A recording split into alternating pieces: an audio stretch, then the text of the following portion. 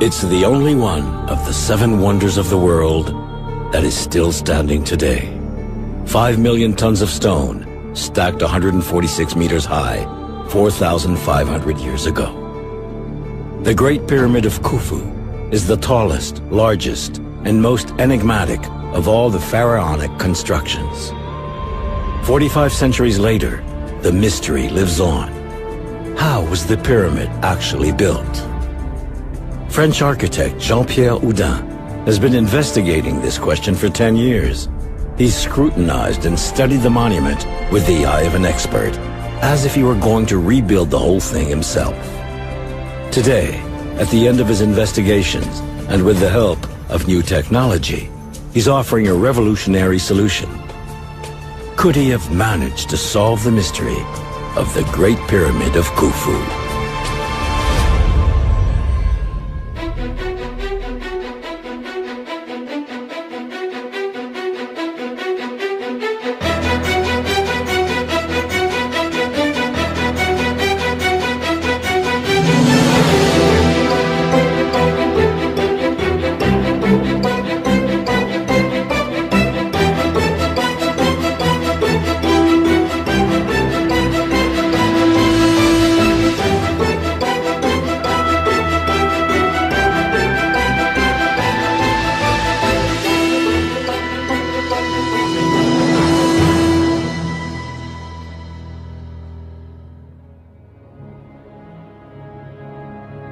To understand the mystery of the pyramids, we need to go back in time to the era when Egypt built these enormous tombs.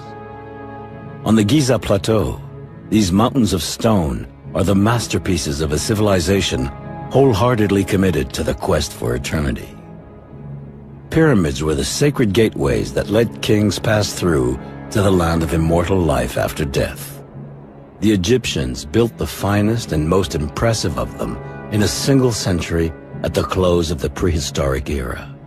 The first ones were step pyramids, like the Pyramid of Djoser at Saqqara.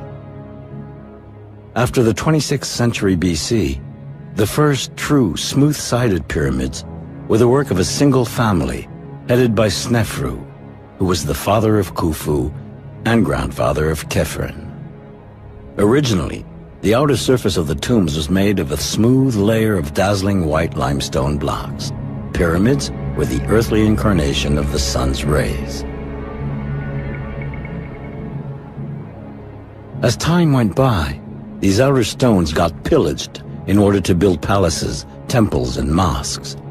Khufu still has a few left at its base, and Khephren has managed to keep its original stone layer at the top. Khephren was the last monumental pyramid that Egypt built. This period of amazing technological progress only lasted a century. Not long after, Egypt underwent serious climate changes. The country was plagued by drought and ravaged by civil wars, invasions, and social strife. The secrets of the pyramid's construction got lost during these tumultuous times.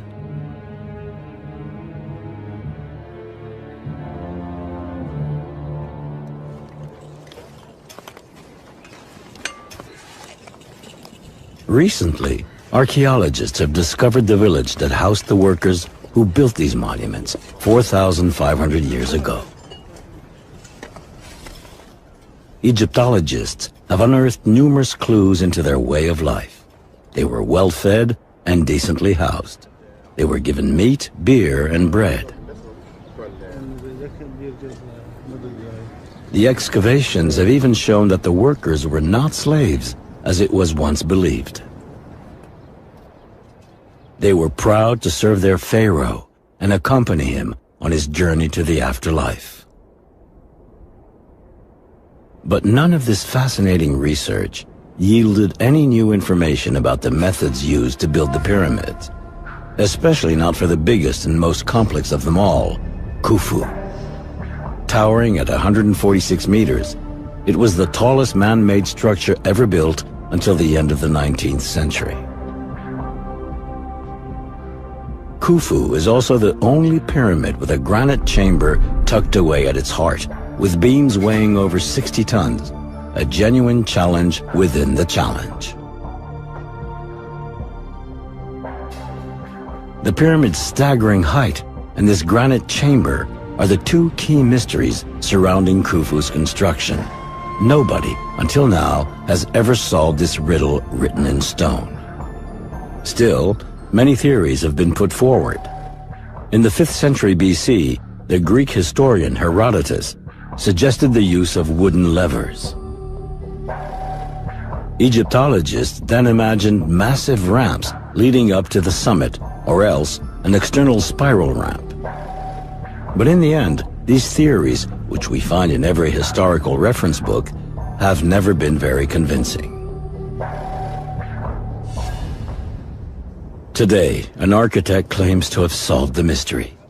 If he's right, it will turn out to be the most important discovery since Tutankhamun's tomb was found. Jean-Pierre Houdin's story begins in January 1999. He'd taken a year off to get some perspective on his life and was looking for a new challenge. Then one day, his father sent him a tape of a film he'd seen on TV about the mysteries of the pyramids. The documentary explored the different theories of how the pyramids were built, but not one of them was credible. His father, a former public works engineer, got caught up in the mystery and imagined a solution. The pyramid could have been built from the inside with the help of a circular tunnel. Naturally, Henri Houdin shared the idea with his architect's son. That your idea for an internal ramp? Intriguing. I will have a look at your drawing and call you back later.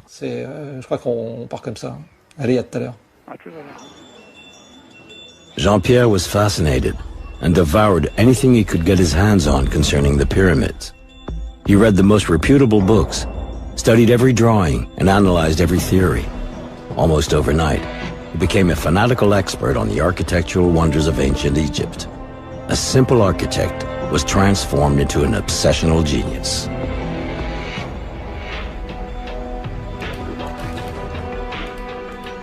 He threw himself 100% into his research. He closed his architecture firm and sold his apartment to move into a small family studio.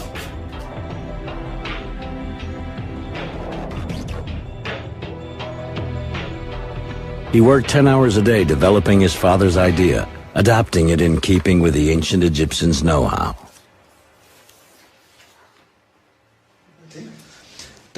So your ramp is here. See, it's basically a great idea. But I think we should break it up into sections, like this. Seems logical. A spiral with right angles.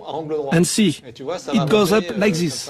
Well, all you have to do is keep working on it. Well, I think it might take about 10 years before I can get you onto the internal ramp. There is a lot of work to do. The Egyptians didn't know how to build circular tunnels. On the other hand, they knew how to make right-angled galleries. Jean-Pierre patiently developed his idea of an internal ramp. His ramp would enable limestone blocks to be hauled to the very top, 146 meters up. He believed the ramp would never have more than a 7% incline, because otherwise it would be too steep for dragging up the stones. Notches at each right angle would allow the stones to be turned and also provide ventilation for the tunnels.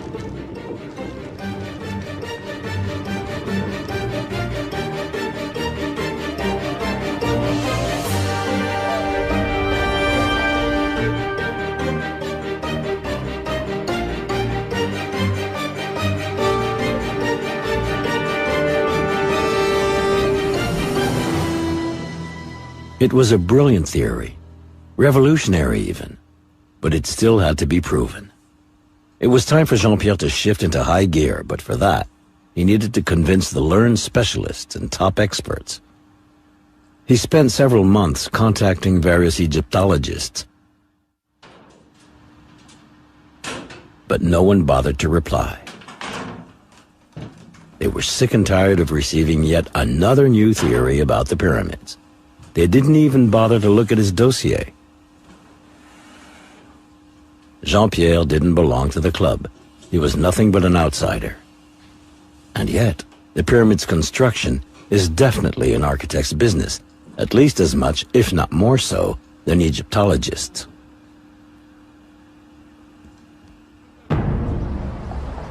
No one's a prophet in their own land. After trying his luck with French scientists, Jean-Pierre set his sights on the U.S. In New York, one renowned Egyptologist finally agreed to meet him. Jean-Pierre pulled out his last playing card. To get to Egypt and verify his theory, Jean-Pierre needed an in. Bob Breyer looked like he might be the man, the key that would move his investigation forward. Welcome to the Bronx. Thank you. Come on in, come on in. When he opened his laptop, there were several of us in my apartment, and we all gathered around the laptop to see what he had. And he had these beautiful, beautiful diagrams of the pyramid, things I had never seen. He had created them on the laptop, and he started explaining his theory. The architect presented his revolutionary idea. The pyramid could have been built from the inside out. Okay. So there's a ramp inside the pyramid. A ramp inside. Is it still there? It's still there, yes. And now? I thought the theory was incredible. I wasn't sure. You know, there are other theories about the pyramid, but they all have problems. This theory solved some of those problems, but it was just so amazing that I just couldn't believe it could be true at first. So what did you think the first time you saw the pyramid? The first time I saw the pyramid. Yeah. Let me tell you, Bob, I never went to the pyramid. Never. You never saw it? No. You've been working on this thing for 5 years, and you haven't seen the pyramid? No. No? No. Why not? Because I think it's intellectual work. It's something. I think also that I am completely free. It's a concept.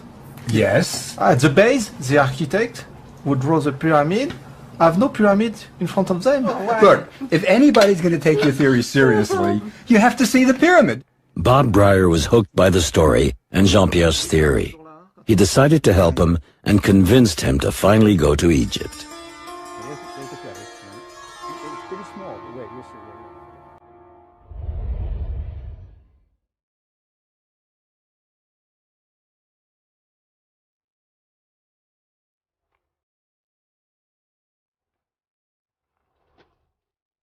Finally, 5 years after he began his investigation, Jean-Pierre Houdin discovered the pyramids.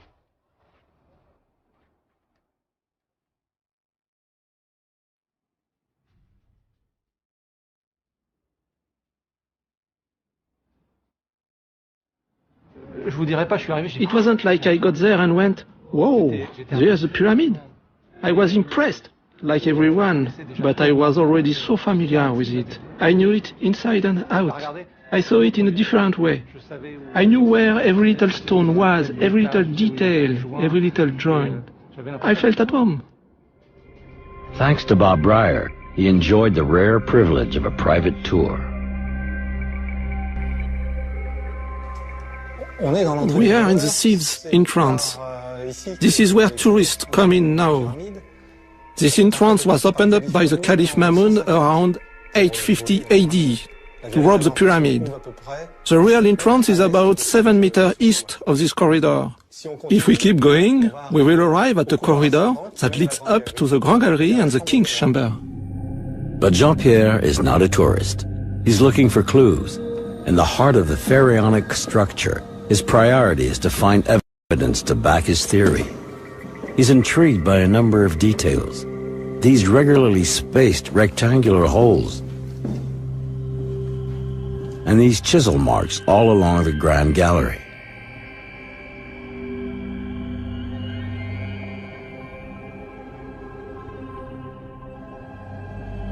Finally, he reaches the king's chamber, made entirely out of granite. Gigantic beams above him, weighing about 60 tons apiece, form a flat ceiling. An aberration for the time, considering the thousands of tons of stone piled above it. The chamber is a real architectural feat. He admires the joints between the stones. They're perfect. Not even a razor blade could slip into the cracks. How did the Egyptians manage to transport stone blocks of this size into the heart of the pyramid? Jean-Pierre's internal ramp doesn't solve this problem. It is the second riddle of the Great Pyramid he needs to tackle.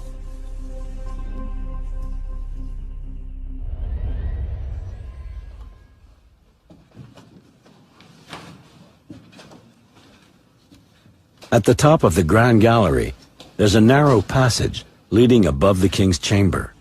It gives access to 5 stories of granite beams called relieving chambers. These are topped with an enormous gabled limestone roof. The blocks alleviate the weight pressing down on the roof of the funeral chamber. Without this ingenious system, the ceiling of the king's chamber and the Grand Gallery would have collapsed. But the granite beams suffered some cracks during construction. To check the extent of the damage, the Khufu builders opened up this passage that leads straight to the heart of the brilliant architectural system.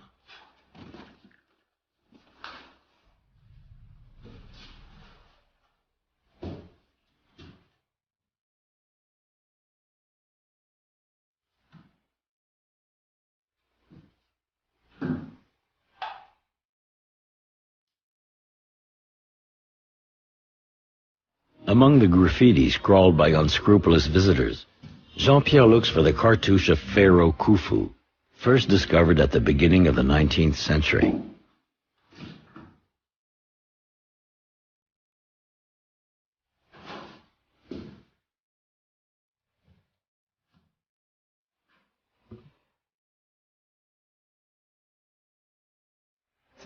This proves that it's really Khufu's pyramid. It means Phnom Khufu.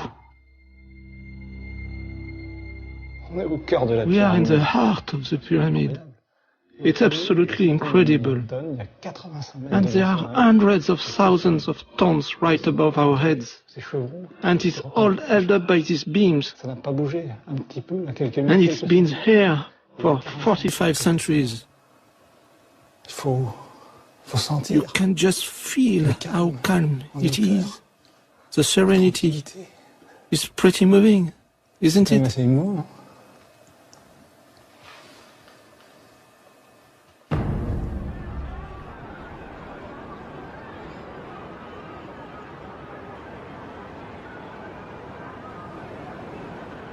At the Egyptian Museum in Cairo, the treasures of the pharaohs are on display.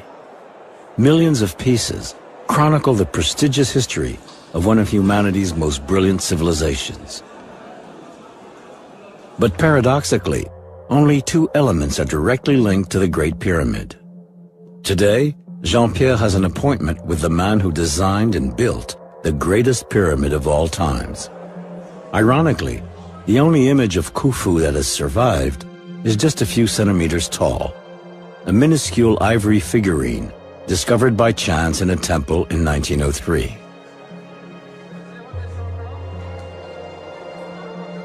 Despite the absence of monumental statues or bas-reliefs, Khufu's memory is still very much alive. An enigmatic sphinx, he continues to intrigue the entire world with the mystery of how his pyramid was built.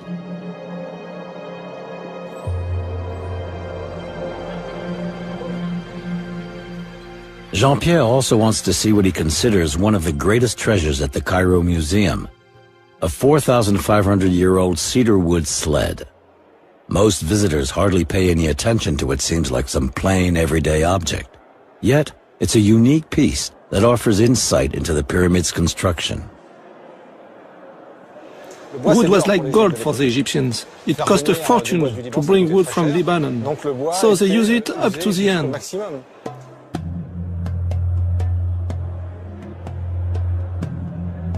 Back in Khufu's days, the Egyptians didn't know about the wheel. They used these cedar sleds to haul stone blocks.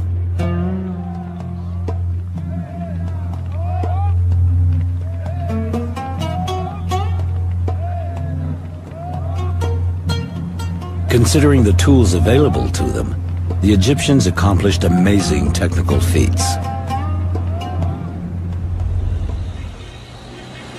Their monumental constructions have weathered thousands of years. They bear witness to the genius of these men from antiquity and continue to fascinate Egyptologists and architects today.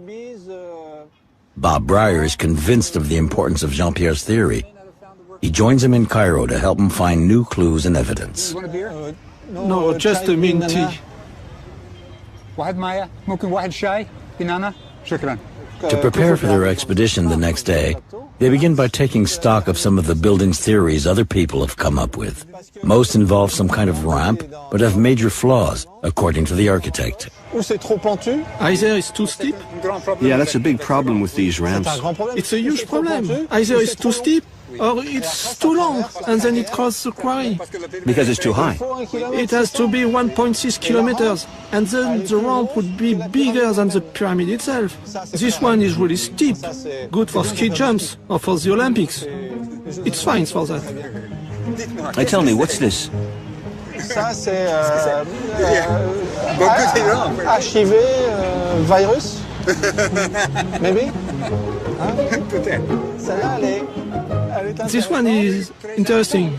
Oui, parce que, enfin, c'est intéressant. Yes, because the 1.6 kilometers are not in front of the pyramid, but all around it. On les a autour. This type of external spiral ramp around the pyramid raises a number of questions. How could such a ramp be attached to a smooth-sided pyramid? How do you turn a corner with 600 men, considering that's how many people you needed to pull a 60-ton granite block? Besides, with this type of external ramp, you couldn't check the geometry during construction. If the edges weren't perfectly aligned and controlled, the pyramid could end up twisted. Great. For these reasons, Jean-Pierre's theory suggests there were two ramps. First, an external ramp that only went 43 meters high. This would have allowed the first 2/3 of the pyramid's total volume to be put in place, as well as the granite blocks for the king's chamber. In addition to this, the Egyptians would have built a second ramp inside the pyramid. This system offers a solution to the two key problems the Khufu pyramid presented: its height, 146 meters, and its unique granite chamber.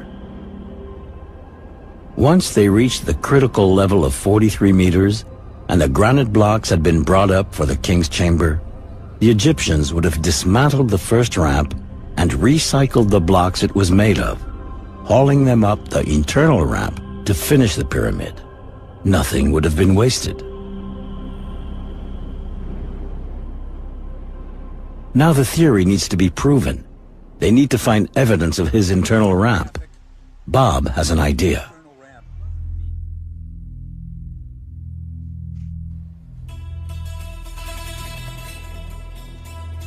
"15 kilometers south of Cairo, the Egyptologist takes Jean-Pierre to the ruins of a temple that was dedicated to the sun, built 100 years after Khufu.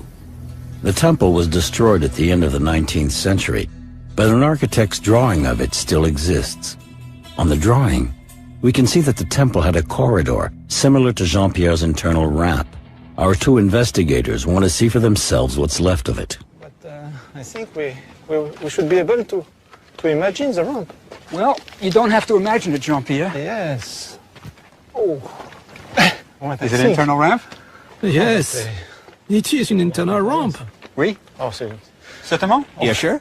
That is for sure. Oui. It's the first U-turn, yes. Yes, we go here. It's a quarter-turn ramp like mine. Yes, let me show you something up here. Come on. You're going to like it. Now, this block for the ceiling, right? Yes. The plafond? Yeah, of course. Oui. Oui. Color the blue for the ciel, for the sky, right? And there are stars here. You see them? Right there. There's a little circle, and it radiates out. Oh, you have a lot of stars. Yes, all over the block. So this was the ceiling block for the internal ramp. Look at the diagram, though. Let's just see what we can figure out. So we came up the ramp here. Yes. And we made the turn here. Yes. Right? And this block, what do you think? I Que suppose penses? maybe this one, or maybe this one. So this block could be Yes. either here or here, this ceiling block. Yes. So it's definitely internal ramp, right? Yes, it is, definitively. These remains of an internal ramp prove that the ancient Egyptians knew how to build this type of corridor at the time of Khufu. an important step towards confirming the architect's hypothesis. But the demonstration isn't over yet.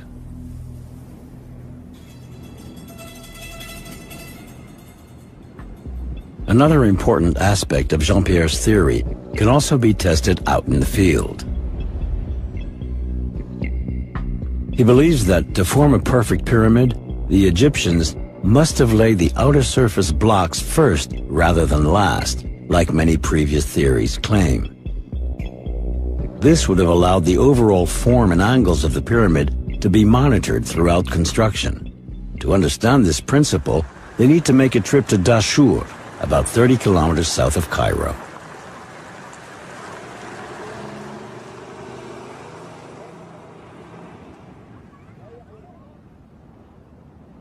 Jean-Pierre and Bob are particularly interested in these magnificent casing stones.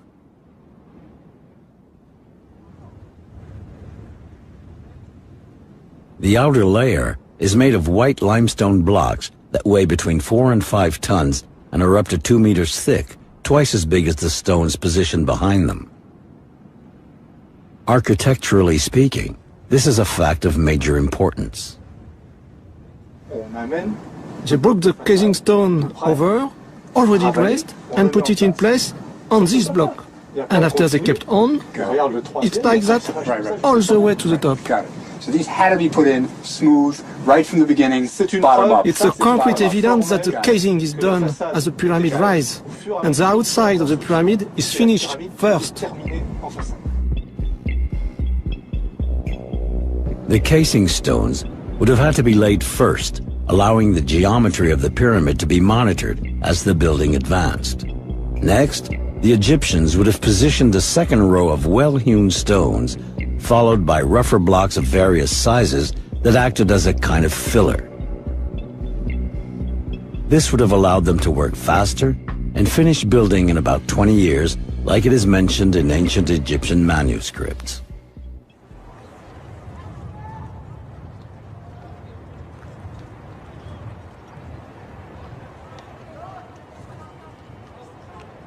The clues Jean-Pierre has gathered out in the field are encouraging for the investigation, but he wants to find proof that the internal ramp actually existed. You can see two whitish lines about 2/3 up. Oddly enough, these phantom lines reflect the exact position of the internal ramp with the same 7% slope. Is the pyramid breathing? Is it an optical illusion or a thermal phenomenon? It's pretty strange. In order to detect the internal ramp, the pyramid would have to be scanned. The different densities inside it would need to be measured. This would provide physical and therefore undeniable scientific proof of the ramp's existence.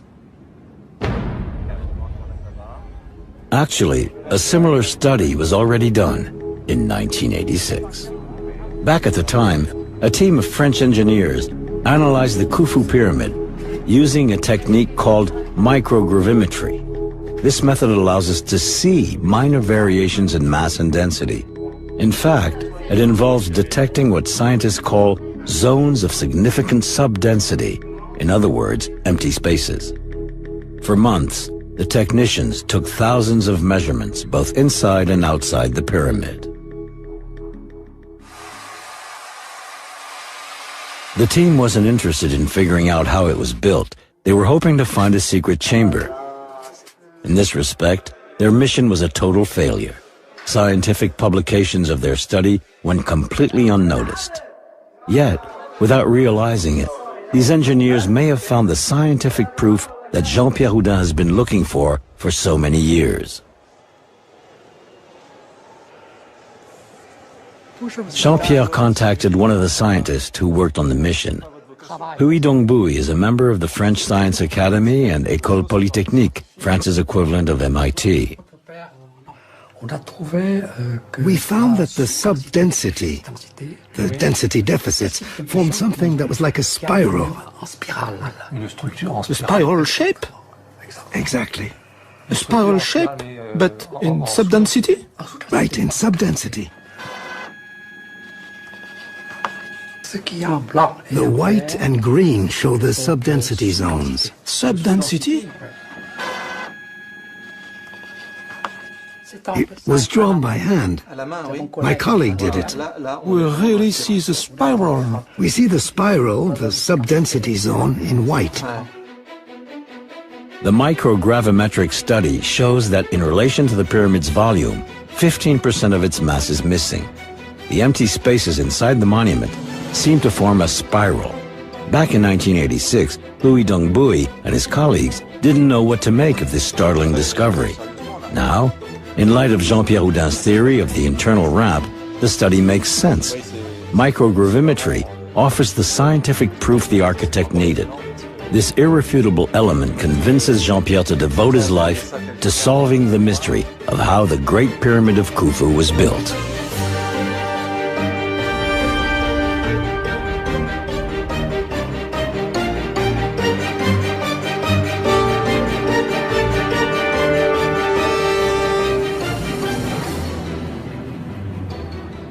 Jean-Pierre Houdin is now firmly convinced that the internal ramp is definitely there, just a few meters behind these blocks of stone.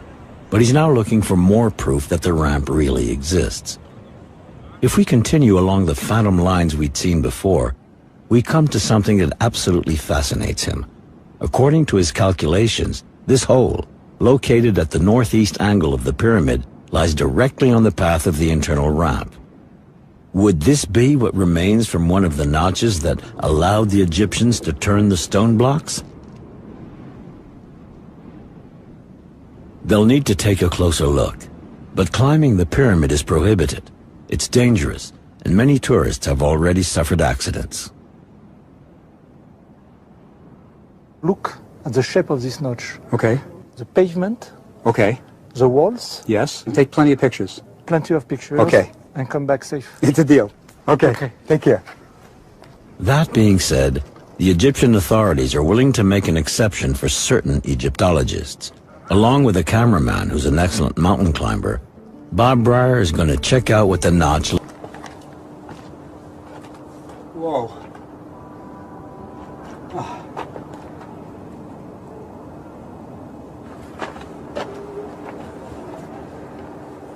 Whoa.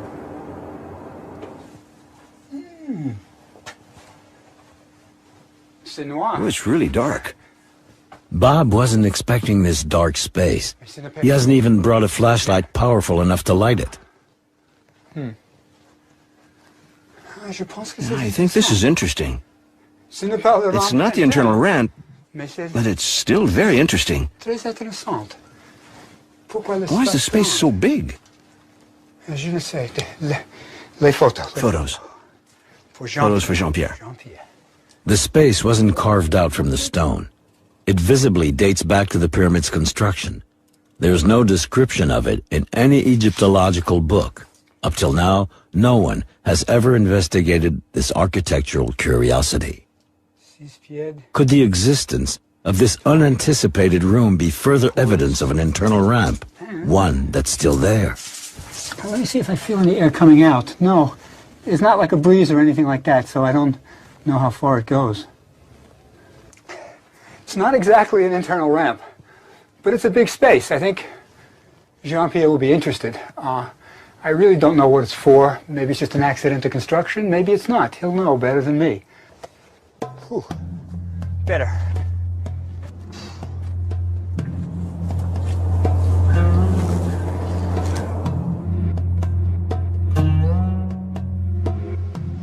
Back at the hotel, Jean-Pierre studies Bob's photos. Then he checks the plans of the pyramid to see whether there's any drawing or description of the empty space behind the notch anywhere. Even if he knows there isn't. He's sorry he couldn't see it for himself. Jean-Pierre feels he is so close and yet still so far from solving the mystery. However, Jean-Pierre does have a certain number of elements to confirm his theory. The casing stones were definitely placed first. This rules out the possibility of an external spiral ramp, since there's no way it could have been attached to the smooth surface. The Temple of Nusirere proves that the ancient Egyptians knew how to build an internal ramp. The phantom lines, with their 7% slope, are definitely intriguing. The microgravimetric results offer undeniable proof that empty spaces in the spiral form, like his ramp, actually exist within the pyramid. And finally, there's this hollow space Bob discovered behind the notch. Although all these elements are convincing, another enigma remains at the very heart of the pyramid, the king's chamber.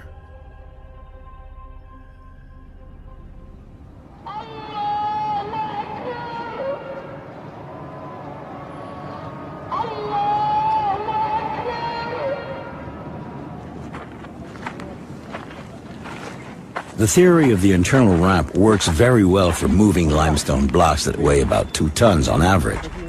But how did the ancient workers manage to haul up the granite stones that were so much heavier?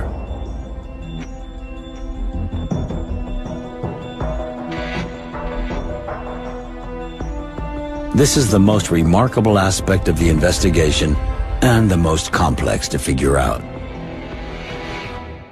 The one part I'm really not sure about that really is the Grand Gallery. This idea that the Grand Gallery was somehow used to raise the blocks to the very top.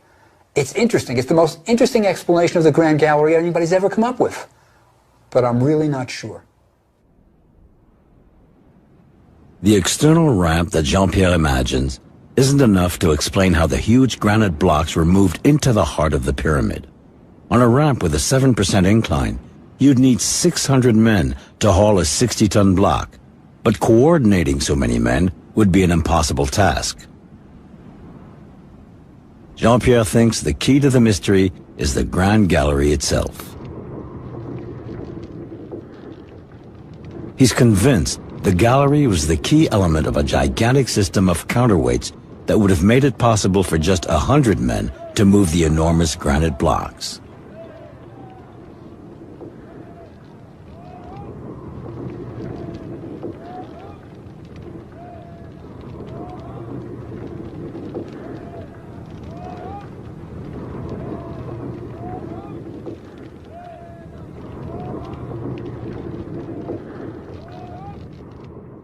The Grand Gallery is truly an impressive structure. 8 meters high, 48 meters long, and a 50% rate of incline, it has fascinated everyone who's ever entered it. The layout makes no sense from a ceremonial point of view. Could it have been built for practical reasons? If Jean-Pierre's hunch turns out to be right, it'll be a total revolution for Egyptology. The stakes are high. So Bob has some very specific questions for the architect. Jean-Pierre, you are the man with the theory. You've got a lot of things to explain. First, what are these benches? On this bench, you had rollers. Are these logs? Logs, yes. Okay, yes, go ahead. And these logs, on these logs, yes, you have a trolley. Yes. For the counterweight system. Okay, so the trolley runs up and down on logs, which are across the 2 benches. Across the 2 benches. Okay, now I got another question. There are like 28 of these slots. They're important, obviously. It's the first thing you see. What's going on? In these slots, you had wooden beams. Yes. What are they doing? Holding the rollers, keeping the rollers. So these rollers are like logs going on a bench. You got the trolley on top of it, and you got beams in here making sure the logs don't go wild. Jean-Pierre, I understand the rollers rolling, the weights are sliding, but is there any evidence that this room was actually used?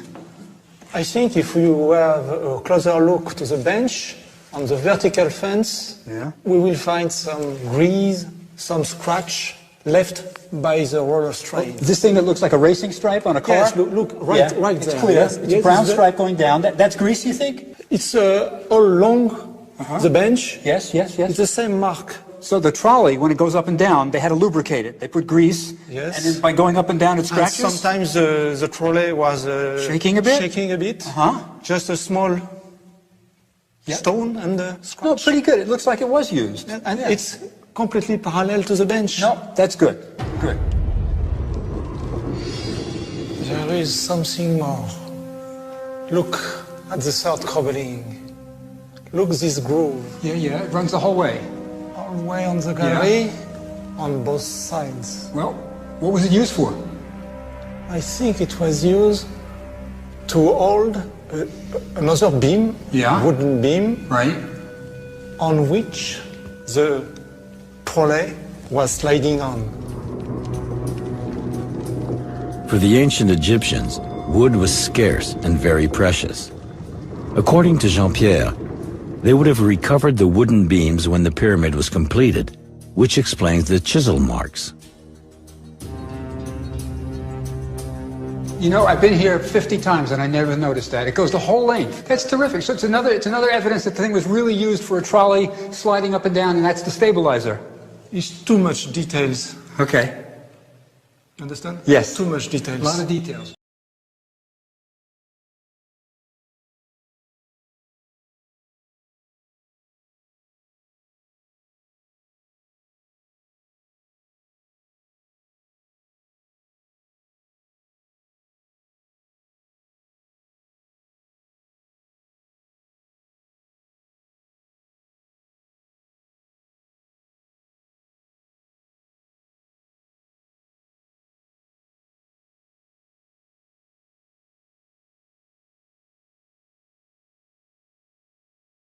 Jean-Pierre could be right, but has he convinced the Egyptologist? It just seems so incredible that they built this fabulous room, this grand gallery, just to raise the blocks up to the top. But it could be. For the time being, the on-site investigation is over. But Jean-Pierre hopes to go further now. Back in Paris, he's contacted by an engineer who tells him about a sponsorship program called Passion for Innovation. The obsessional genius is about to strike again.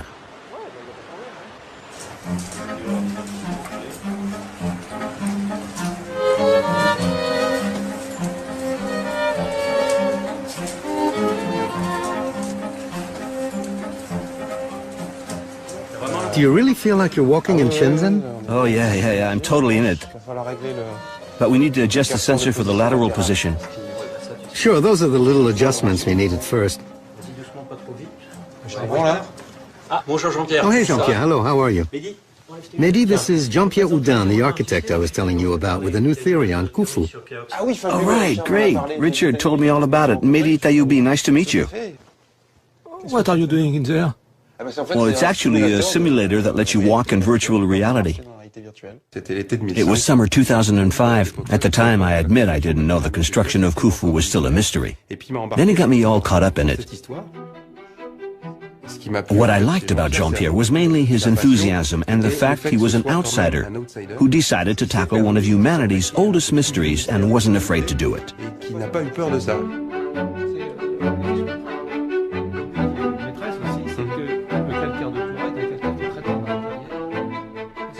Don't you think we could simulate all that? Sure we could. Yes, well, I did this by myself. Right, we'll shift into high gear. For starters, we can make a 3D model, no problem. No reason we can do it for a plane or a car, not for a pyramid. Dassault Systems develops scientific 3D software to design and visualize the finest industrial projects of the future. With these innovative tools, an industrial project can be entirely simulated before making it happen in the real world. From design to engineering to the most unusual architectural projects. The software applications are like virtual labs where the coherence and feasibility of what inventors have come up with get tested out.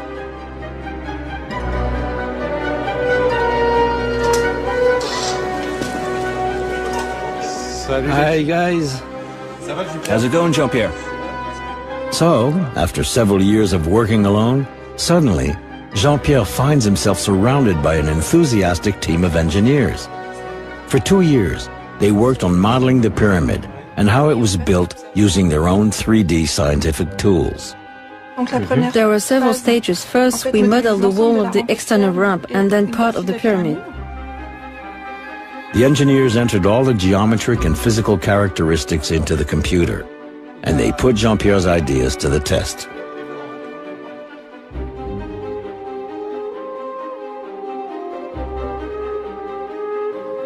Through simulation, we can show everything works correctly. 20 machines like that, it's absolutely possible. Richard, where do you stand? Their expertise has even allowed them to explain why the granite beams in the king's chamber cracked, a mystery which, in terms of Egyptology, has caused much speculation up until the present scientific analysis. Step by step, they calculated the combined weight on the beams, the limestone rafters, then the 83 meters of stonework above that. No cracks appeared. Finally, they added one last factor: a 3-centimeter shift of the southern wall of the king's chamber. With the pyramid completed, look, we lower the southern side, the rafters open up, and look here, on the first 3 ceilings, red, red, red. Red means we're at the granite's breaking point.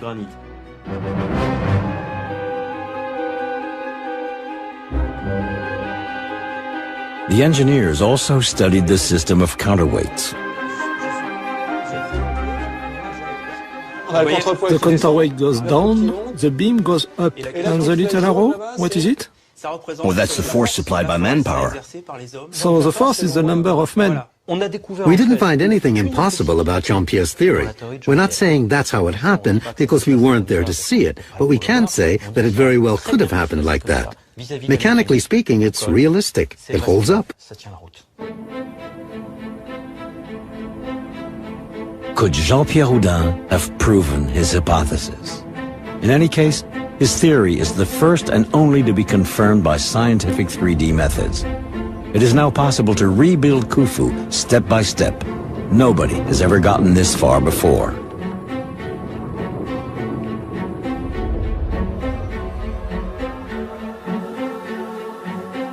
Jean-Pierre also manages to explain the photos Bob took of the notch. Jean-Pierre, why don't you send us the pictures Bob took there, and Jacques will get the simulation going to see if the reality matches the virtual. Okay? We will get a better idea of what we are seeing. You recreated all the stones? Based on the video image, shot by shot, we recreated all the blocks. Bob got special permission to climb up into the notch. I told him to take measurements and to look into the holes. He wasn't expecting to find the room? No, and he found a 9-meter square room. And you're saying until now no one's ever described this room? There's no data? No. After that, we even did research, but we didn't find anything.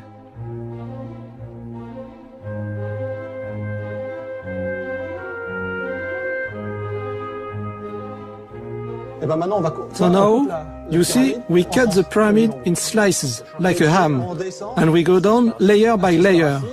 Here, stop. See, there are ramps. That's the top of the corbelling. For them, the internal ramp is behind the walls of this room.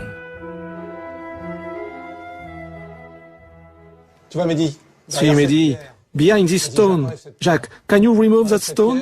What do we have? The internal ramp. You mean you didn't have an endoscopic camera to go in?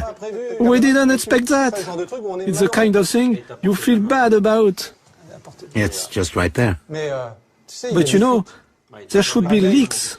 With a thermal camera, we could see the leaks between the stones. The air coming out would be cooler than the air in the room. So you're saying all you need is permission to go back into the room with a thermal camera and put it right in front of those 2 blocks, and then we'd see there's an internal ramp behind them? If we have the green light to go back, we will prove that the internal ramp is there. To solve the mystery, all they need now is an authorization. If Jean-Pierre is right, as everything seems to indicate, the discovery will cause a huge stir. How much longer will he have to wait? Nobody knows. But he's already been working on this project for 10 years. He's not afraid of waiting a little longer. When it comes to pyramids, the notion of time is all relative. Meanwhile, he decided to share his theory with the world.